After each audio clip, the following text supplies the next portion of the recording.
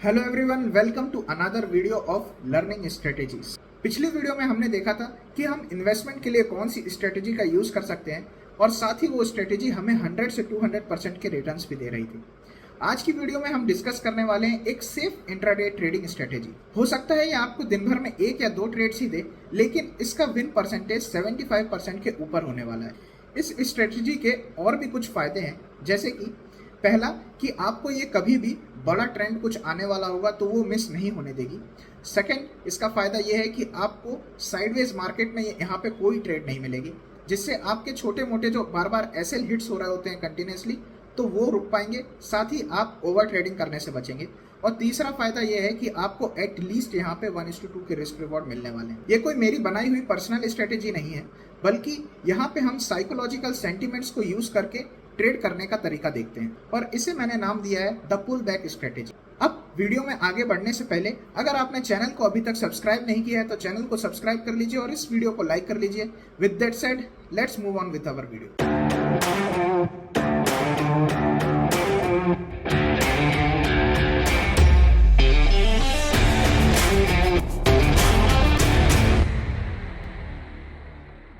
चलिए, तो यहाँ पे सबसे पहले हम समझते हैं कि हमारा सेटअप तरीके से हमको दिखेगा।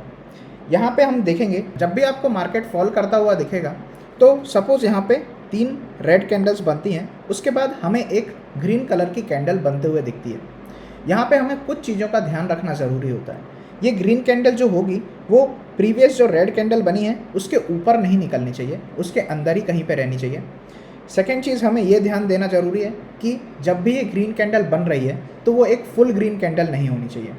तो मैं आपको बता देता हूँ कि केस कौन कौन से यहाँ पे नहीं होने वाले हैं। तो यहाँ पे हमें जो ये 3 केसेस दिख रहे हैं, ऐसे केसेस में हमें ट्रेड नहीं लेनी होती है। जब भी हम देखें तो ये रेड कैंडल के अंदर ही ये ग्रीन कैंडल बननी चाहिए। अगर ये कैंडल ऊपर की तरफ निकल रही है या फिर नीचे की तरफ विग बना रही है या फिर नीचे की तरफ से ऊपर की तरफ जा रही है, इन तीनों ही केसेस में हमें ट्रेड नहीं लेनी होती। तो हमने ये तो देख लिया कि हमारा पुल बैक सेटअप दिखने कैसे वाला है। चलिए अब समझते हैं कि हमें ट्रेड में एंटर कब करना होता है।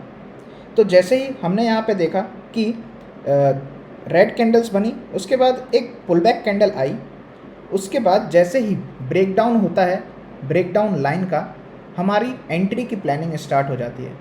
जब भी हम इस ट्रेड में एंटर करेंगे तो हमारा जो स्टॉप लॉस होने वाला है एसएल, वो इस ग्रीन कैंडल के हाई का होने वाला है। ये ग्रीन कैंडल का हाई है, हमारा एसएल यहीं पे होगा। अब हमें ट्रेड में एंटर करना है।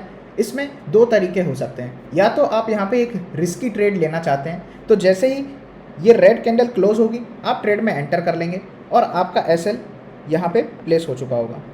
सेकेंड, एक और तरीका होता है जहाँ पे आप एक सेफ एंट्री प्लान कर सकते हैं। चलिए समझते हैं वो सेफ एंट्री कैसे होगी। जब हमें सेफ एंट्री करनी होती है, हम वेट करते हैं इस ब्रेकडाउन कैंडल होने के बाद एक और नई कैंडल फॉर्म होने का। क्या हम उस नई कैंडल के क्लोज होने पे ट्रेड करेंगे? बिल्कुल नहीं। जब हमें इसमें ट्रेड करना होगा तब जैसे ही एक और कैंडल बन रही होगी, सपोज यहाँ पे एक और रेड कलर की कैंडल नीचे की तरफ आ रही होगी और जैसे ही इस लो को ब्रेक करेगी, हमारी एंट्री तुरंत इनिशिएट हो जाएगी। बेसिकली हम वेट कर रहे थे एक फॉलोअप कैंडल का। तो जैसे ही ये रेड कैंडल बनी, उसके बाद जैसे ही अगली एक और फॉलोअप कैंडल आती है और इस ही रेड कैंडल के लो को ब्रेक करती है, हम लोग एंट्री प्लान करेंगे। तो ये हमारा हो जाएगा एंट्री पॉइंट। जब भी हम इसमें ट्रेड कर रहे होंगे, हमारा रिस्क टू रिवॉर्ड रेशो होने वाला है 1:2 का। तो सपोज मेरी एंट्री यहाँ पे होती है और यहाँ से एसएल है 20 पॉइंट्स का, तो मैं नीचे 40 पॉइंट्स का टारगेट लगा के ट्रेड करने का प्लान करूंगा। जब हम रिस्की ट्रेड प्लान कर रहे थे तब हम डायरेक्टली जैसे ही ब्रेकडाउन लाइन का ब्रेकडाउन हमें देखने के लिए मिलता है, कैंडल क्लोज होने के बाद हम ट्रेड में एंटर कर जाते हैं। ये बहुत इंपॉर्टेंट है कि आप अपनी एंट्री तभी प्लान करें जब इस ब्रेकडाउन लाइन के नीचे कैंडल क्लोज कर दें। अगर कैंडल क्लोज नहीं करती है और आप अननेसेसरी रिस्क लेके इसमें एंट्री का प्लान करते हैं तो आपको लॉस हो सकता है। उस केस में इस स्ट्रेटेजी का विन रेशो भी बहुत कम हो जाता है। अब ये तो था डाउन साइड के लिए ट्रेड करने का। अप साइड में भी एकदम सेम टू सेम यही होने वाला है। तो अगर मार्केट ऊपर की तरफ जा रहा है, इसी तरीके से जैसे हमने सेलिंग में देखा था, उसी तरीके से हम बाइंग में भी देखेंगे। यहाँ पे जैसे 3 ग्रीन कैंडल्स बनी, उसके बाद हमें एक रेड कैंडल बनती हुई दिखी, जिसे हम पुल बैक कैंडल कहते हैं। यहाँ पे ज़रूरी नहीं है कि ये 3 ही ग्रीन कैंडल हों, 2 भी हो सकती हैं, 4 भी हो सकती हैं।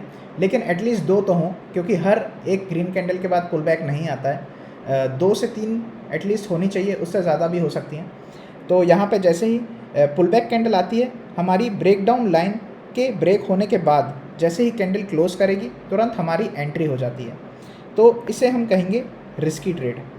सेकंड हमारा केस इसमें भी होने वाला है सेफ ट्रेड का, जिसमें जैसे ही ग्रीन कैंडल्स आती हैं और एक पुल बैक कैंडल बनते हुए हमें दिखती है, उसके लोअर साइड का हम एसएल लगाते हैं। जैसे ही ये कैंडल ग्रीन वाली ऊपर क्लोज करेगी, अगली कैंडल जैसे ही यहाँ पे फॉलोअप कैंडल बनेगी, हमारी एंट्री प्लान हो जाएगी इस ग्रीन कैंडल के हाई पर। तो ये थे 2 तरीके इस स्ट्रेटेजी को ट्रेड करने के, एक रिस्की था और एक सेफ ट्रेड।